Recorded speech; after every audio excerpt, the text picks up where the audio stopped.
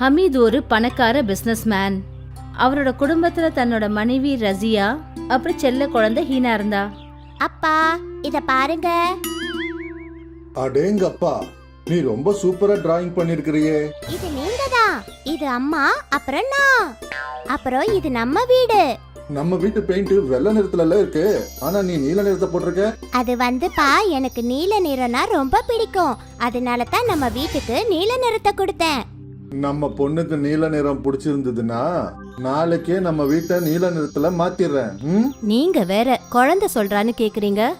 இங்க பாருமா, நம்ம குழந்தைக்கு நீல நிறம் பிடிச்சிருக்குன்னு சொல்லிட்டா, அதனால நம்ம வீட்டை நீல நிறத்துல மாத்துறது நம்ம பொறுப்பு. அப்புறம் இன்னைக்கே பெயிண்ட் அடிக்கிறவரை வர சொல்ல போறேன். உங்க 2 பேருக்கிட்ட நான் பேசினா எடுபடவா போகுது? எல்லாம் உங்களோட விருப்பம். வீட்டுக்கு நீலத்தை அடிங்க இல்ல மஞ்சள் அடிங்க. ரசியாவுக்கு இது குழந்தையோட பிடிவாதமா மட்டும்தான் தெரிஞ்சது. ஆனா ஹமீதுக்கு குழந்தையோட ஒவ்வொரு பிடிவாதமும் ரொம்ப முக்கியமா இருந்தது. ஹமீத் தன்னோட வீட்டை நீல நிறத்துல மாத்திட்டாரு. இப்ப எப்படி இருக்கு? எனக்கு பிடிச்ச மாதிரியே இருக்கு. இதத்தான் எதிர்பார்த்தேன். அப்பா, நாம ரொம்ப நாளா வெளியில எங்கேயுமே போகல. என்னோட ஃப்ரெண்ட்ஸ் எல்லாம் அவங்க அப்பா அம்மா கூட எங்கெங்கயோ வெளியில சுத்த போயிருக்காங்க. உங்களுடைய இந்த ஆசையும் சீக்கிரமா நிறைவேற்றிடுறேன். நாம 3 பேரும் நாளைக்கே வெளியில சுத்த போறோம். அம்மா, ஏற்பாடு பண்ணுங்க.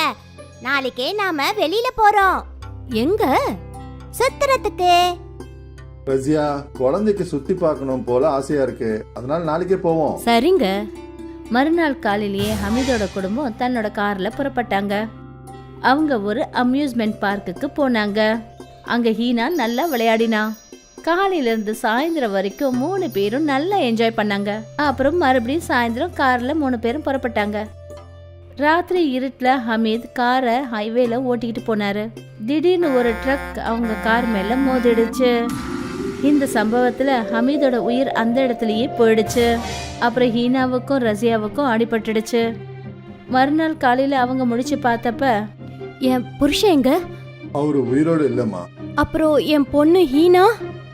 அவளுக்கு லேசா அடிபட்டு இருக்கு, அவ வெளியில இருக்கா.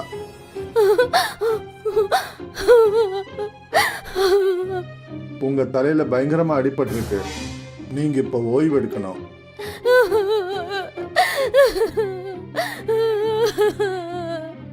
இப்ப ரசியாவுக்கும் ஹீனாவுக்கும் இந்த உலகத்துல யாருமே கிடையாது. கொஞ்ச நாளைக்கு அப்புறம் ஹாஸ்பிட்டல்ல இருந்து டிஸ்சார்ஜ் ஆகி ரசியா அவங்க வீட்டுக்கு போனாங்க. அப்போ ஒரு ஆளு அவங்கள தடுத்துட்டாரு. ஆமா, நீங்க யாரு? எங்க வீட்டுக்குள்ள போக கூடாதுன்னு நீங்க ஏன் தடுக்கிறீங்க? மேடம், இந்த ப்ராப்பர்ட்டியை பேங்க் சீல் பண்ணிட்டாங்க. அமித் குரேஷி பேங்க்ல லோன் எடுத்திருந்தாரு. அவர் அந்த லோனை அடைக்கிறதுக்கு முன்னாடி இறந்துட்டாரு. அந்த ஹமீதோடைய பிசினஸ் மேல பேங்க்குக்கு முழு உரிமை இருக்கு. இப்ப ரசியா அப்புறம் ஹீனா கிட்ட ஒதுங்கிறதுக்கு கூட ஒரு வீடு கிடையாது. ரசியா அழுதுகிட்டே நடந்து போயிட்டு இருந்தா. அவங்க 2 பேரும் ஒரு பார்க்கு கிட்ட போனாங்க. அப்புறம் ரசியா ஒரு பெஞ்ச்ல போய் உட்கார்ந்தா. என்னம்மா ஆச்சு? அந்த அங்கிள் ஏன் நம்ம வீட்டுக்குள்ள போக விடல? இப்ப நமக்கு அந்த வீடு சொந்தம் இல்ல ஹீனா. ஆனா ஏன்? இதெல்லாம் உங்க அப்பாக்கு மட்டும்தானே தெரியும். அப்ப நாம இனிமே எங்க இருக்கிறது? தெரியலையேடா. ரசியா அழுதுகிட்டு இருந்தா. அவ அழற சத்தம் ஒரு லேடியோட காதுல விழுந்துச்சு. அவ தான் ருக்ஸானா, ரசியாவோட ஃப்ரெண்டு. ருக்ஸானா ரசியா கிட்ட வந்தா. ரசியா, நீ எதுக்காக இந்த மாதிரி அழற? ருக்ஸானா. ரசியா அழுதுகிட்டே தன்னோட ஃப்ரெண்டு கிட்ட அவளுக்கு நடந்த விஷயத்த எல்லாத்தையும் சொன்னா. அல்லா, இது என்ன கொடுமை! அந்த கடவுள் எனக்கு மட்டும்தான் கஷ்டத்தை கொடுத்தாருன்னு நினைச்சேன். ஆனா உன்னோட வேதனை என் வேதனையை விட அதிகமா இருக்கே. என் புருஷன் என்னை விட்டுட்டு இன்னொரு பொம்பளைய கூட்டிக்கிட்டு போயிட்டான். ஆனா உனக்குன்னு ஒரு குழந்தை இருக்குல்லம்மா. இப்ப நான் என்ன பண்றதுன்னு எனக்கு புரியல. எங்க இருக்கிறதுன்னு தெரியல. ரசியா, நீங்க என் கூட தங்கிக்கலாம். நன்றி, உனக்கு ரொம்ப ரொம்ப நன்றி ருக்ஸானா. உன்னோட கஷ்டமான சூழ்நிலையில என்னால உதவ முடிஞ்சதே, அதுவே போதும். நான் இங்கே தான் பக்கத்தில் ஒரு குடிசையில் இருக்கேன். அப்புறம் இந்த பார்க்குக்கு வெளியில தான் கபாப் செஞ்சு வியாபாரம் பண்ணுறேன். என் கூட வாங்க. ருக்ஸானா ஹீனாவையும் ரசியாவையும் தன்னோட வீட்டுக்கு கூட்டிட்டு போனா. இந்த வீட்டில் இந்த ஒரு ரூம் தான் இருக்கு. நல்லா இருக்கு. ருக்ஸானா 2 பேருக்கும் சாப்பாடு பரிமாறினா. அப்புறம் அம்மாவும் பொண்ணும் வயிறார சாப்பிட்டாங்க. அப்புறம் அந்த குடிசையிலேயே தூங்கிட்டாங்க. மறுநாள் காலையில ருக்ஸானா சீக்கிரமா எழுந்து கபாப் செய்யறதுக்கான ஏற்பாடுகள் செஞ்சுட்டு இருந்தா. என்னையும் எழுப்பியிருக்கலாம்ல. நீ நல்லா ஆழ்ந்த தூக்கத்துல இருந்த, ஒன்னு எதுக்காக கஷ்டப்படுத்தணும்னு தான் வேண்டான்னு விட்டுட்டேன். எனக்காக நீ இவ்வளவு செஞ்சிருக்க, உனக்காக நான் கொஞ்சமாவது உதவியா இருக்கலாம் இல்லையா? அப்புறம் ரசியாவும் ருக்ஸானாவோட சேர்ந்து கபாப் செய்ய ஆரம்பிச்சா. நீ ரொம்ப நல்லா கபாப் பண்றியே. ஹீனாவோட அப்பாவும் இதைத்தான் சொல்லுவாரு. நான் செய்யற கபாப் அவருக்கு ரொம்ப பிடிக்கும். ரசியா, உனக்கு ஏற்பட்ட வழியிலேருந்து நீ கொஞ்சம் விடுபட்டு தான் ஆகணும். ஹீனாவோட அப்பாவும் கூட எப்பவுமே துணையா இருப்பாரு. ஆ, கபாப் ரெடி ஆனதுக்கு அப்புறமா ருக்ஸானா அதை விற்கிறதுக்காக பார்க் வாசலுக்கு போயிடுவா. ஆண்டி ஒரு கபாப் பாவ் கொடுங்க. இந்த பக்கம்னா 20 ரூபாய். அந்த பையன் அந்த கபாப் பாவை சாப்பிட்டுட்டான்.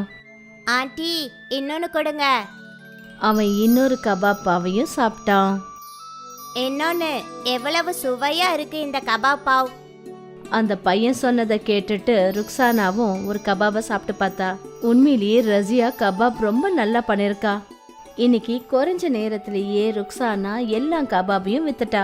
இங்க பாரு ரசியா, இன்னைக்கு நான் கொண்டு போன கபாப் எல்லாம் முடிஞ்சிருச்சு. உன்னோட கையில ஒரு அதிசயமே இருக்கு. மக்கள் 1, 2ன்னு கபாப் பாவ் வாங்கி சாப்பிட்டுக்கிட்டே போறாங்க. நான் செஞ்ச கபாப் பாவ் எல்லாமே வித்து போச்சா? ஆமா, நாளைக்கு இன்னும் கொஞ்சம் அதிகமா செய்யலாம். நிச்சயமா செய்யலாம். மறுநாள் காலையில ரசியா இன்னும் அதிகமா கபாப் செஞ்சா. அப்புறம் இன்னைக்கும் எல்லா கபாபும் உடனுக்குடனே வித்து போச்சு.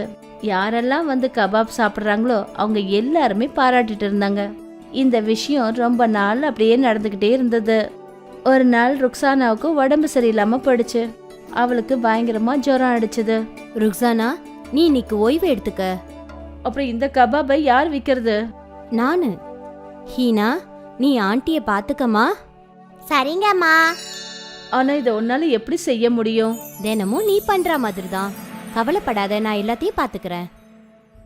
ரசியா கபாப்பாவை எடுத்துக்கிட்டு பார்க்குக்கு வெளியில போய் நின்னா. ஒருத்தர்னு நிறைய பேர் வந்து கபாப் வாங்கினாங்க. அப்புறம் ஒரு ஆளு ரசியா கிட்ட வந்தாரு. சிஸ்டர், இந்த கபாபை நீங்க எங்க இருந்து வாங்குனீங்க? இத நான் வாங்குனது கிடையாது, நானே என் கையால செய்யறேன். இவ்வளோ சுவையான கபாபை நான் இது வரைக்கும் சாப்பிட்டதே கிடையாது. என் பேரு சுஷாந்த். நான் ஒரு ஈவென்ட் கம்பெனில வேலை பார்க்கறேன். நீங்க எங்க ஈவெண்ட்ஸ்க்கு இதே மாதிரி கபாப் செஞ்சு கொடுக்க முடியுமா? ஆ, தாராளமா. சுஷாந்த் அவருடைய கார்டை ரசியா கிட்ட கொடுத்தாரு. நீங்க நாளைக்கு காலையில எனக்கு ஃபோன் பண்ணிடுங்க. நான் உங்களுக்கு தினமும் ஆர்டர் கொடுக்கறேன். அப்புறம் எங்க ஆட்கள் உங்ககிட்ட பணத்தை கொடுத்துட்டு கபாபை வாங்கிட்டு போவாங்க. சரிங்க. அதை கேட்டதும் ரசியாவுக்கு ரொம்ப சந்தோஷமா இருந்தது. ராத்திரி வீட்டுக்கு போனதும் ருக்ஸானா அப்புறம் ஹீனா கிட்ட நடந்த விஷயத்த சொன்னா. இது உண்மையிலேயே நல்ல செய்தி ரசியா. மறுநாள் காலையில சுஷாந்துக்கு ரசியா ஃபோன் பண்ணா. அப்புறம் அவரு 1000 கபாப்கான ஆர்டர் கொடுத்தாரு. ரசியாவும் ருக்ஸானாவும் சேர்ந்து கபாபை செஞ்சாங்க. அப்புறம் கம்பெனி ஆட்கள் கிட்ட அந்த கபாபை கொடுத்துட்டு அவங்க கிட்ட பணத்தை வாங்கிக்கிட்டாங்க. இந்த பிஸ்னஸ் நடந்துகிட்டே இருந்தது. சுஷாந்த் தினமும் ரசியாவுக்கு கபாப் ஆர்டர் கொடுப்பாரு. ரசியா ருக்ஸானாவோட வருமானம் அதிகமாயிடுச்சு. இப்போ அவங்க 2 பேரும் ஒரு அழகான நல்ல வீடா வாங்கிட்டாங்க. ஹீனா மறுபடியும் ஸ்கூலுக்கு போக ஆரம்பிச்சா. ரசியாவும் ருக்ஸானாவும் இன்னும் நிறைய லேடிஸை தன்னோட வேலைக்கு வச்சுக்கிட்டாங்க. இது போல கபாப்பா 3 பேரோட வாழ்க்கையையும் மாத்திடுச்சு. முக்கத்துக்கு பனைமர தோப்பு இருந்தது. அவரு பனைமரத்துல ஏறி பனங்காய்களை பறிச்சு போடுவாரு. அப்புறம் இந்த பனங்காய்களை கொண்டு போய் வியாபாரி கிட்ட விற்பாரு. பணத்தை வாங்கிட்டு வருவாரு. இங்க பாருங்க தம்பி, பணம் நுங்கு நிறைய கொடுக்கறதுக்கு பாருங்க. மார்க்கெட்ல பணம் நுங்குக்கு டிமாண்ட் அதிகமாயிடுச்சு. சரிங்க சார், நாளையில இருந்து நிறைய பணம் நுங்கு கொடுக்கறதுக்கு முயற்சி பண்றேன். சரிப்பா. முக்குந்துக்கும் மயூரிக்கும் ஒரே ஒரு பொண்ணு பேரு மீனா. மீனா, நீ எங்க இருக்க? இவ்வளவு நேரம் இங்கதான் இருந்தா. அநேகமா அவ ஃப்ரெண்ட்ஸுங்க கூட விளையாடுறதுக்கு போயிருப்பா. ஆனா அவளை எதுக்காக தேடுறீங்க? அவ பணம் நுங்கு சாப்பிடணும்னு சொன்னா, அதனால அவளுக்காக பணம் நுங்கு கொஞ்சம் வெட்டி எடுத்துட்டு வந்திருக்கிறேன் பாரு. அப்பதான் மீனா, அடேங்கப்பா, பனனுங்க, இது எல்லாத்தையும் நான் மட்டும் தான் சாப்பிடுவேன். உனக்காக தான் வாங்கிட்டு வந்திருக்கேன், பொறுமையா சாப்பிடு. மழை காலமோ இல்ல வெயில் காலமோ முக்குந்து எந்த ஒரு சமயத்திலையும் பனை மரத்துல ஏறுவாரு. ஒரு நாள் என்ன ஆச்சுன்னா, 2 நாளா இந்த மழை நிக்கிற மாதிரியே தெரியல. கடவுளே, இந்த மழை கொஞ்சம் சீக்கிரமா நிக்கணும். நீங்க மரத்துல ஏறும்போது ஜாக்கிரதையா ஏறுங்க. மரம்லாம் ஈரமாவே இருக்கும். ஜாக்கிரதையா தான் ஏறுறேன். நான் மரம் ஏறத்துக்கு கத்துக்குட்டியா என்ன? நீங்க உறுதியானவர் தெரியும். இருந்தாலும் நீங்க ஜாக்கிரதையா இருங்க. சரிங்க மனைவி மேடம், நீங்க கவலைப்படாதீங்க. நான் இதோ போயிட்டு இதோ வந்துடுவேன். சரிங்க. முகுந்த் பனை மரத்து மேல ஏறிட்டாரு. அவர் ரொம்ப ஜாக்கிரதையா ஒவ்வொரு பனங்காயா வெட்டிக்கிட்டு இருந்தாரு. கொஞ்ச நேரம் ஆயிடுச்சு. அப்பதான் திடீர்னு மீனா அந்த இடத்துக்கு வந்தா. அப்பா! மீனாவோட குரலை கேட்டுட்டு முகுந்தோட கவனம் சிதறிடுச்சு. அப்புறம் அவரு மரத்துல இருந்து வழுக்கி நேரா கீழே விழுந்துட்டாரு. அப்பா! மீனா உடனே அங்கிருந்த கிராமத்து ஜனங்களுக்கு குரல் கொடுத்தா. எல்லாரும் அங்கிருந்து ஓடி வந்தாங்க. மாமா! அப்பா கீழே விழுந்துட்டாரு. கிராமத்து ஜனங்கள்லாம் அங்க ஒண்ணு கூடி வந்தாங்க. முகுந்துக்கு ஆபரேஷனும் பண்ணாங்க. ஆனா அவரால் எப்பவுமே அவரோட காலில் நிக்கவே முடியாம போயிடுச்சு. இப்ப என்ன பண்றது? இனிமே என் குடும்பத்தை நான் எப்படி நடத்துவேன் தெரியலையே. நீங்க கவலைய விடுங்க. நிச்சயமா ஏதாவது பண்ணிக்கலாம். அந்த கடவுள் நமக்கு கஷ்டத்தை கொடுத்திருக்காருன்னா நிச்சயமா ஒரு நல்ல வழியையும் காட்டுவாரு. ஆனா எப்படி? நான் இப்ப ஊனமாயிட்டனே. இதுக்கு பதிலா அந்த கடவுள் என்ன கொன்னே இருக்கலாமே. அந்த மாதிரி எல்லாம் சொல்லாதீங்க. நீங்க தான் எங்களோட வாழ்க்கையே. முகுந்தும் மயூரியும் ரொம்ப வேதனையில இருந்தாங்க. இனிமே அவங்களோட எதிர்காலம் எப்படி இருக்குமோன்னு நினைச்சாங்க. கொஞ்ச நாளைக்கு அப்புறம் முகுந்த வீட்டுக்கு கூட்டிட்டு வந்தாங்க. முகுந்தும் மயூரியும் சேர்த்து வச்ச பணம் எல்லாமே முகுந்தோட ட்ரீட்மெண்ட்டுக்கே செலவாயிடுச்சு. நான் போய் எங்கேயாவது வேலை தேடுறேன். நீ வேலைக்கு போறியா? அப்ப வீட்டு வேலை எல்லாம் தனியா எப்படி பாத்துக்குவ? நான் ஏதாவது செய்யறேங்க. நிச்சயமா ஏதாவது ஒரு வேலை இருக்கும். இந்த நிலைமையில கூட என்னால செய்ய முடியும். இல்ல இல்ல, நீங்க ஓய்வெடுங்க. இல்ல மயூரி, நான் உனக்கு என்னைக்கும் சுமையா இருக்க மாட்டேன். இந்த நிலைமையில உங்களால என்ன செய்ய முடியும்? நிச்சயமா ஏதாவது இருக்கும். மறுநாள்ல இருந்து மயூரி வேலை தேடி அலைய ஆரம்பிச்சா. அவ நிறைய கடைகள் அப்புறம் கம்பெனி எல்லாம் ஏறி இறங்கிட்டா. ஆனா அவளுக்கு எங்கேயுமே ஒரு வேலை கூட கிடைக்கல. எனக்கு எந்த ஒரு வேலையும் கிடைக்கலங்க. பேசாம ஏதாவது தொழில் செய்யலான்னு யோசிக்கிறேன். ஆனா என்ன தொழிலு? நான் உனக்கு ஏதாவது உதவி பண்ண முடியுமா? இன்னைக்கு நான் மார்க்கெட்ல பக்கோடா கடைங்களை பார்த்தேன். ரொம்ப கூட்டம் இருக்கு. நானும் நல்லா பக்கோடா செய்வேங்க. நான் ஏன் பக்கோடா வியாபாரம் பண்ணக்கூடாது? அத செய்யலாமே. ஆனா எல்லாருக்கும் அந்த கடை பக்கோடா தான் ரொம்ப பிடிக்கும். அதனால நீ ஏதாவது புதுவிதமான பக்கோடா செஞ்சாதான் நல்லா இருக்கும். எப்படி புதுசா?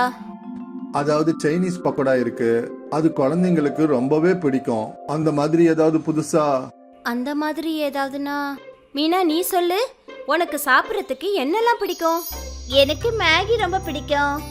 மேகி பக்கோடா எப்படி இருக்கும்? மேகில பக்கோடா கூட செய்வாங்களா என்ன? அதுவும் ரொம்ப மொறுமொறுன்னு. போ மீனா, ஓடி போய் ஒரு மேகி பாக்கெட் வாங்கிட்டு வா. மீனா மேகி வாங்கறதுக்காக போயிட்டா. கொஞ்ச நேரத்துக்கு அப்புறமா 2 மேகி பாக்கெட் வாங்கிட்டு வந்தா. மீனா மேகியை வேக வச்சா. அப்புறம் அதை அவ காய வச்சு அதுல கொஞ்சம் அவ மசாலாவை சேர்த்து கடாயில மேகி பக்கோடாவை பொரிக்க ஆரம்பிச்சா. மீனா அவங்க அம்மாவோட கையையே பார்த்துக்கிட்டே இருந்தா. மேகி பக்கோடா பொரிச்சு வெளியே வந்த அடுத்த நிமிஷமே மீனா உடனே ஒரு பக்கோடாவை எடுத்தா. அத அவ வாயில போட்டுக்கிட்டா. ஏ சூடா இருக்கு. ரொம்ப சுவையா இருக்குமா. வாவ். மீனா ஒரு பக்கோடாவை கொண்டு வந்து அவங்க அப்பா கிட்டயும் கொடுத்தா. இது உண்மையிலேயே ரொம்ப டேஸ்டியா இருக்கு. நான் தான் சொன்னேன்ல, இது ரொம்ப சுவையா இருக்கும்னு. இந்த மேகி பக்கோடா மார்க்கெட்ல விக்கும்ல? நிச்சயமா. இது நெருப்ப போல பரவும். இத கேட்டுட்டு மயூரி சந்தோஷப்பட்டா. கொஞ்ச நாளைக்கு அப்புறம் மயூரியும் முகுந்தும் சேர்ந்து மார்க்கெட்ல மேகி பக்கோடா ஸ்டால போட்டாங்க. இது என்ன ஆண்டி? மேகி பக்கோடா? மேகில பக்கோடாவா? ஆமா. எனக்கு ஒரு பிளேட் கொடுங்க. இந்தாடா கண்ணு. மயூரி அந்த பொண்ணுக்கு மேகி பக்கோடா கொடுத்தா. வாவ், எவ்வளவு டேஸ்டியா இருக்கு. இது வரைக்கும் இப்படி ஒரு பக்கோடாவை நான் சாப்பிட்டதே இல்ல. அந்த பொண்ணை பார்த்துட்டு இன்னும் நிறைய பேர் மயூரியோட மேகி பக்கோடாவை சாப்பிட்டாங்க. ஆண்டி, இது ரொம்ப சூப்பரா இருக்கு. முகுந்த் மயூரிக்கு மேகி பக்கோடா பொரிக்கிறதுல உதவி செஞ்சாரு. அவரு பாவம் ஊனமா இருந்தாரு. முதல் நாளே மயூரிக்கும் முகுந்துக்கும் நல்ல வருமானம் வர ஆரம்பிச்சிடுச்சு. அவங்க ரொம்ப சந்தோஷத்தோட வீட்டுக்கு திரும்பி வந்தாங்க. நான் நினைக்கவே இல்லை நமக்கு இப்படி ஒரு நல்ல வருமானம் வரும்னு. இந்த கஷ்டத்திலயும் நமக்கு கிடைச்ச ஒரே சந்தோஷம் இதுதான். அப்பா நீங்க கவலையே படாதீங்க, நம்மளோட எல்லா கஷ்டமும் சீக்கிரமா போயிடும், நீங்களும் சரியாயிடுவீங்க. அவங்களோட மொத்த குடும்பத்துக்கும் ஒரு நம்பிக்கையான பிடிப்பு ஏற்பட்டது. எல்லாரும் சேர்ந்து உழைச்சி ரொம்ப முயற்சி பண்ணாங்க. அவங்களோட மேகி பக்கோடா வியாபாரமும் நல்லபடியா போயிட்டு இருந்தது. கஸ்டமர்ஸ் எல்லாம் கூட்டமா வர ஆரம்பிச்சாங்க. அப்புறம் கூடவே அவங்களோட வருமானமும் அதிகமா வர ஆரம்பிச்சது. அவங்களோட மேகி பக்கோடா சீக்கிரத்துல ஃபேமஸ் ஆயிடுச்சு. அவங்களோட வருமானமும் பெருக ஆரம்பிச்சதுனால முகுந்துக்கு ஒரு நல்ல ட்ரீட்மெண்ட் ஆரம்பிச்சிடுச்சு. இந்த ட்ரீட்மெண்ட் மூலியமா முகுந்த் சார் நீங்க நடப்பீங்கன்ற நம்பிக்கை எனக்கு இருக்கு. கொஞ்சம் செட் ஆஃப் சர்ஜரி பண்ண வேண்டியது இருக்கும், ஏன்னா இந்த ட்ரீட்மெண்ட்டுக்கு உங்க பாடி நல்ல விதமா ரெஸ்பான்ஸ் பண்ணுது. இந்த விஷயமும் மொத்த குடும்பத்துக்கும் ஒரு நல்ல விஷயமா இருந்தது. 6 மாசத்துக்கு அப்புறமா இன்னைக்கு மயூரி மேகி பக்கோடாக்கு பெரிய கடை ஓபன் பண்ணா. அப்புறம் இந்த சந்தோஷத்தை விட பெரிய சந்தோஷம் முகுந்த் கொடுத்தாரு. அவரு இன்னைக்கு கொஞ்ச நேரத்துக்கு கொஞ்சம் தடுமாறி எழுந்து நின்னாரு. இதுல இருந்து என்ன தெரியுதுன்னா, இன்னும் கூடிய சீக்கிரத்துல தன்னோட காலில் எழுந்து நிப்பாருன்னு தோணுது. அப்புறம் இதெல்லாம் அவங்களுடைய மேகி பக்கோடாவோட அற்புதத்தால நடந்தது. இதுக்கு அப்புறமாவும் இந்த மேகி பக்கோடா தூள் கலப்புங்க.